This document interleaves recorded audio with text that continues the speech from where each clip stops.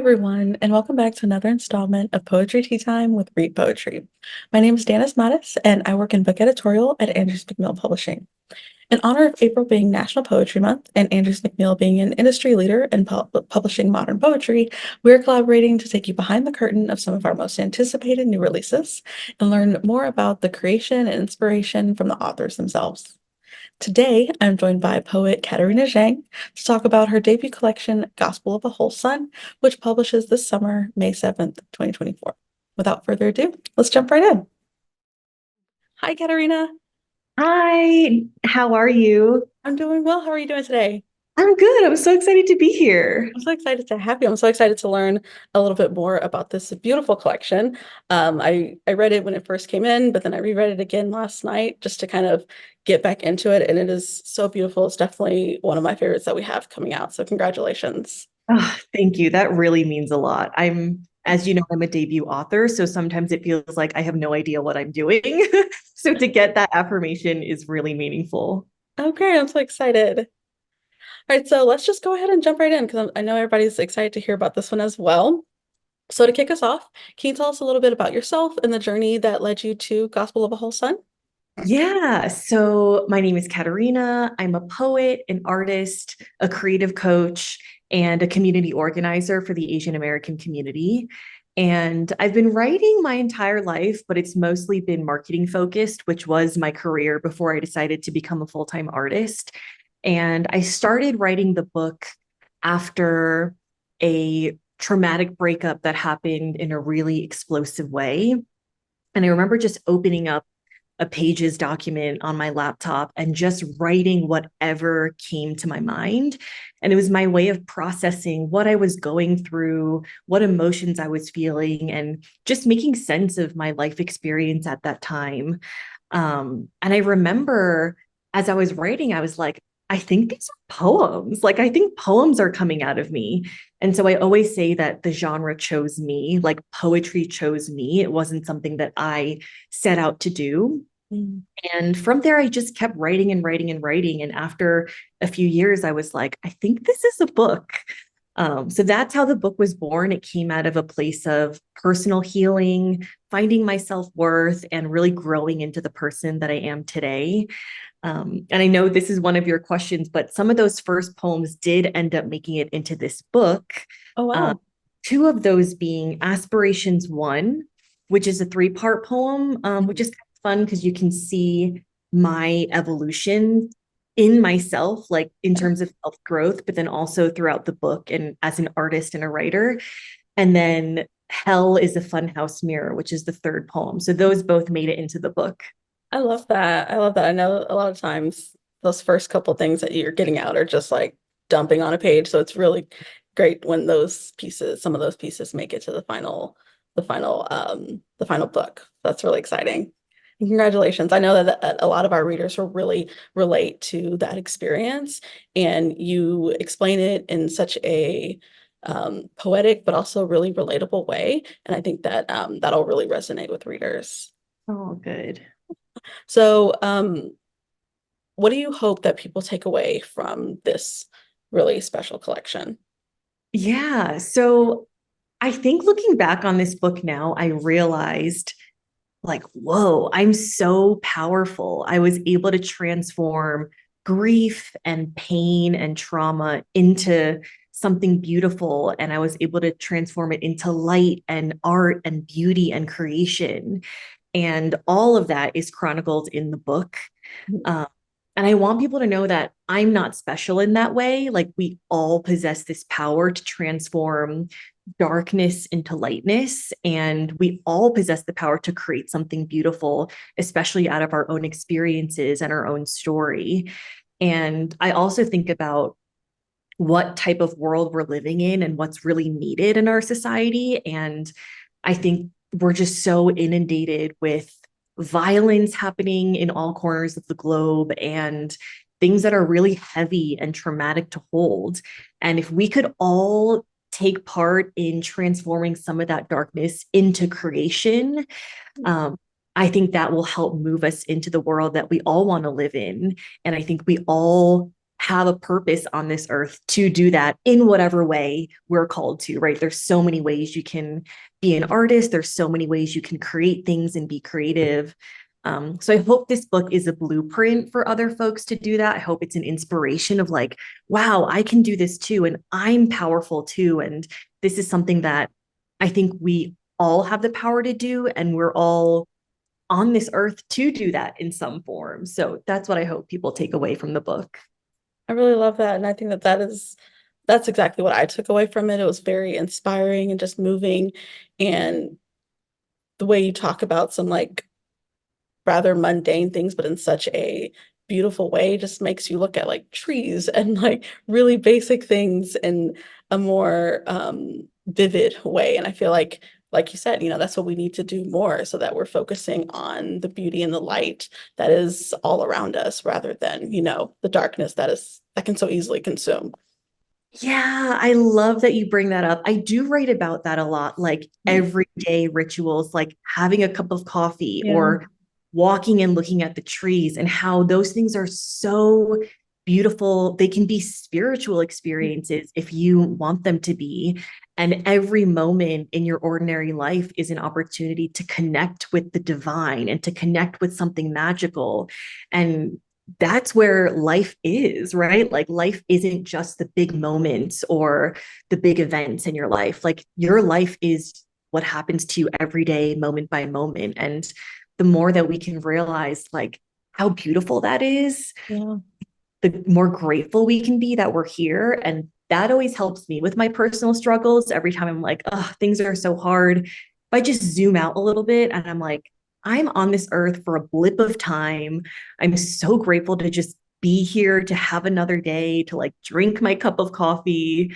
Like that really puts me in such a place of magnetism and gratitude and expansiveness. And it just feels so much better when you're living from that place. Yeah, I totally agree. I think that's a great way to transition into talking about inspiration. I think that we find it in so many different things in so many different ways, and each artist interprets their inspiration in different ways. And that's kind of like what you were saying is what makes art so beautiful and so transformative because it's so personal, but in that in it being so personal, it's also very relatable. So what would you say is your favorite thing to write about? I love writing about love. Of course, we all do. I call myself a love poet, and I'm very comfortable with that label. Um, and I'm not just talking about the soft, romantic, tender love, even though there is a lot of that in the book. This book also talks about my queer coming out journey and meeting my partner and falling in love with her. So there is a lot of that soft, romantic love, but I also talk about self love, as I mentioned before, and how I developed this self worth and innate power that I realize that I have and that we all have. I also write about platonic love and the power of friendship and queer friendship in particular, and how my queer friendships have really gotten me through the hard times and have expanded me and made me realize that I'm so much more than what I thought I was. And I also talk about justice and liberation a lot in my book because when I think about why I'm so passionate about social justice and making this world a better place, it stems from a place of deep love for all humanity, for all living beings, for the earth, and wanting to build a world that we all deserve to live in. And so um, I've also been thinking about this quote by Cornell West, who said, justice is what love looks like in public. So Yeah. when I think about my love practice, like what does that look like when it extends to other people? What does that look like in public? What does love look like as an active verb that I do every day and not just a feeling? So that's why I also talk about liberation, justice, and power, because I think it all stems from my love for love and my love for writing about love. So that's definitely my favorite thing to write about. I love that. And now that you mentioned that being like the overall theme, I can see it like very clearly as the through line of the entire book. Just like you were saying, speaking on, your relationship with your partner, to your relationship to justice, your relationship to family as well. There's just so much there, and that it is a very clear through line that love is what connects all of it, and that's where everything is kind of centered from.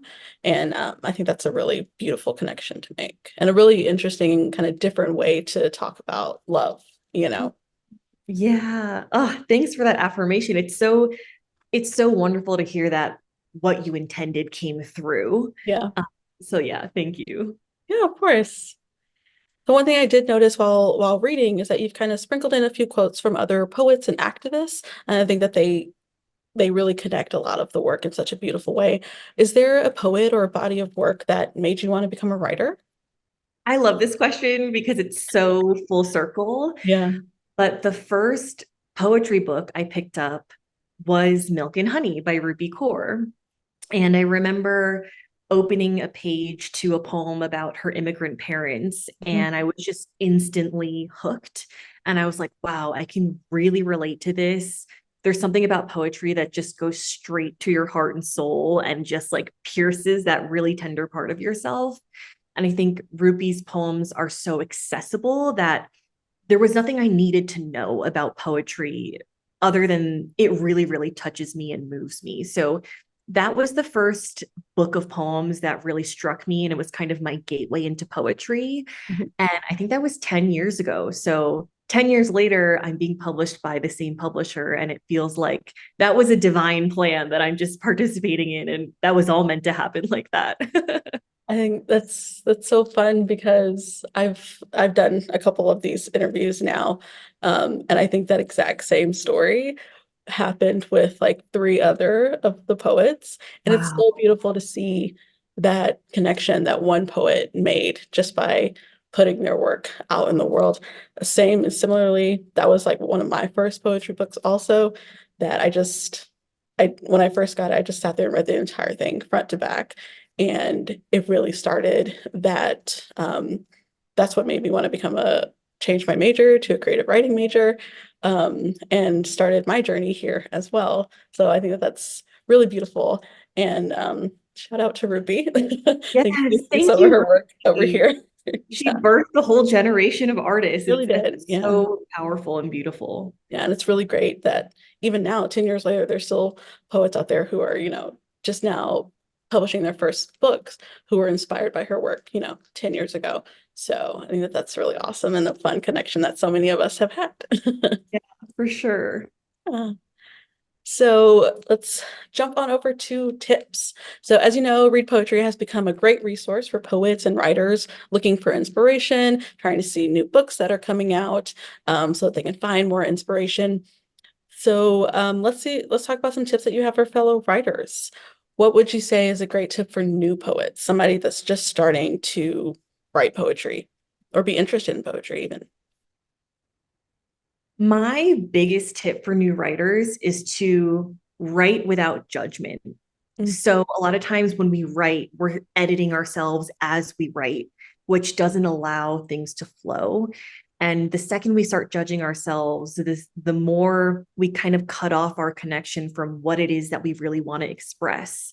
So, I really do believe that we are kind of vessels for inspiration to run through us. And the more we can keep that channel open, the more we can feel open and have less judgment about what it is that's coming through, the more you're going to get down on the page. And then from there, you can always edit.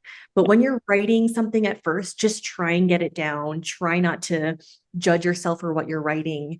And I was going to ask you, can I say a curse word? I think so.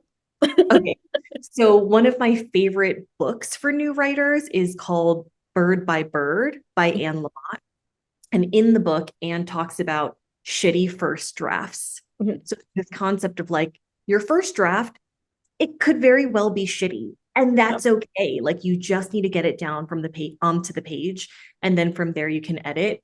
But that is my biggest advice is just write without judgment. You're probably going to write some shitty poems, and that is okay. I love that. So I think after people start, writing all the stuff, everybody runs into that same wall, writer's block.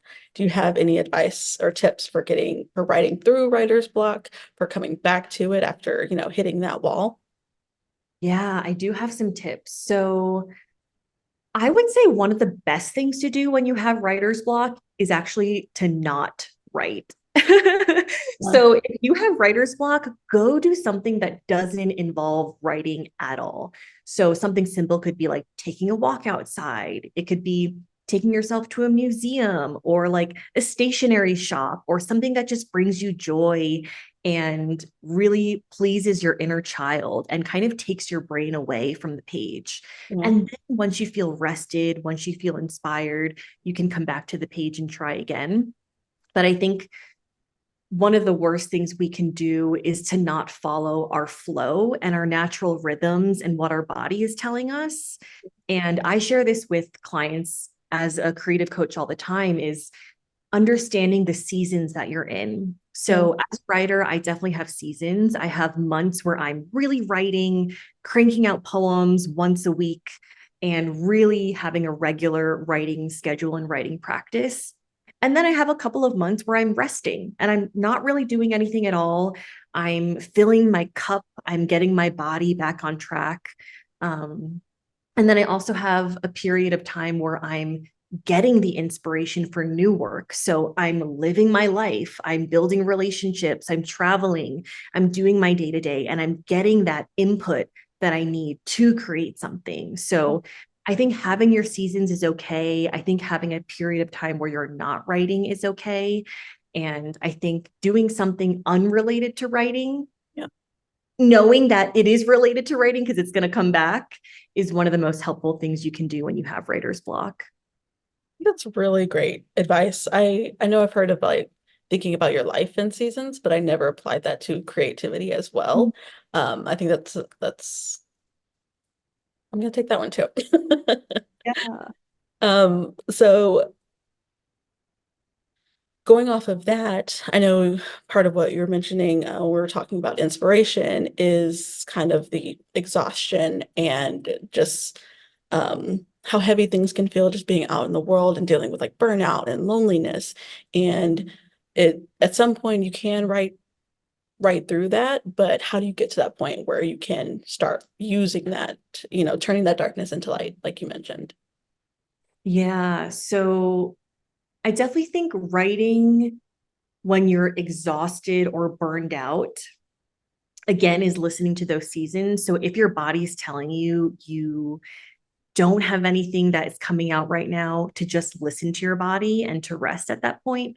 But if you're writing through something like loneliness or dense emotions or heavy feelings, that is actually where the magic happens. And Mhm. so that is actually my piece of writing advice that I can offer other writers is write what you know. Yeah. If you're moving through loneliness or um, another dense emotion or even a happy emotion and a really light emotion, write about that. Write about whatever is going on in your inner world, whatever is most pressing to you. And if there's something that you're scared about writing or something that feels sticky or like extra thorny or something that's just like calling you, that's probably an indication that that is a thing you should be writing about. Like the thing that you're scared about is probably the story that wants to be told. And so write where your thoughts and body and mind are taking you. So if you're moving through those things, write about it. And that is like the raw material for your poems, for your writing, for your art is whatever you're going through at that time. So you can kind of use it to your advantage and transform that into whatever it is you want to create. I love that. I think that's great advice. With all that said, what would you say is your favorite piece of writing advice that you have received in your life? So, my favorite piece of writing advice is to write what you know. Yeah. And this kind of alleviates pressure of if you've ever had thoughts of, oh, I should be writing something that sounds like this, or I should be writing about this topic, or I should be writing something similar to how this author does it. Mhm. Instead of thinking about what you should be creating or how it will come off to other people, write what truly is sitting in your heart and soul and write whatever it is that it's consuming your mind. Mhm. Um, So write what you know, that way you can never go wrong. And it's just about exploring your inner landscape. And there's no pressure to be something else or to learn about something else and then write about that or Yeah. write in a certain way, but just write what's true to your heart. Yeah, I think that's great advice.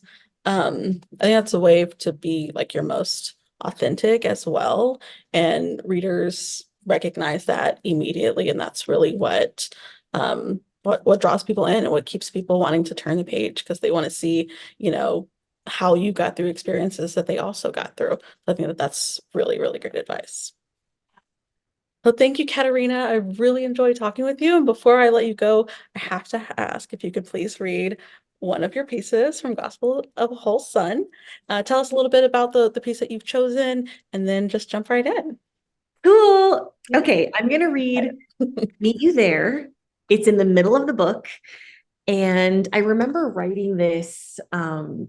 This was probably in 2021 when there was a lot of news coverage on anti-Asian violence. Mhm. And there was some incident that happened. I can't even remember which one, which is pretty sad because there were just so many coming out at that time. And I woke up and I was just exhausted. And I remember sitting on a porch, like a sunny porch, and daydreaming and being like, what is the world I want to live in? Like, where do I want to be transported at this time? And this poem came out. It's kind of like a prose poem. Yeah. And I also think about when I think about oppression or different systems of oppression that we live under, I think that one of the most dangerous things that they can do is to take our imagination away from us. Yeah. And this poem is an attempt to get back to that. Because if we can't even imagine the world that we want to live in, how are we going to build it? Yeah. If we can't even imagine the life that we want for ourselves, how are we going to create it? And so I do a lot of imagining, I do a lot of dreaming. And this is a direct example of a dream, a daydream that came out of one of those dreaming practices. So it's called Meet You There. We rise to news coverage of the latest, greatest love story. Today, two Popo fell in love late in life in a still theirs Chinatown. Each love story is us in another dimension. The most frenzied part of our day is breakfast. We are making wet scrambled eggs and longanisa and tomatoes soaked in suka and garlic rice for a dozen of our soul friends. Everyone is here. Everyone is safe. There is freshly baked sourdough on the sun-drenched counter, real butter, blueberry mint compote we simmered on the stove with two ripe berries found in the depths of our fridge. How easy it is for us to make sweetness from the forgotten. MacBooks and phones don't exist here, but the exalted azure ocean does. Her tide, a rolling reminder that Mama Earth will always hold our grief with an ancient strength. Friends are catnapping on the plush green grass, reading poetry to each other like the living room is a sold-out Carnegie Hall, snuggling with puppies strewn about the farmhouse because one of our dogs just had babies. New life is everywhere, laughter everywhere. I love that one. Thank you. Thank I'm so you. glad that you chose that one when you were talking earlier about your queer friendships and the importance of queer friendships. It like immediately made me think of this one because this was one of my favorite ones while I was reading it. So I'm so thankful for you to have read that one. Thank you. Oh, thank you for giving me the space to share. Yeah. Well, it's been such a joy today, Katerina.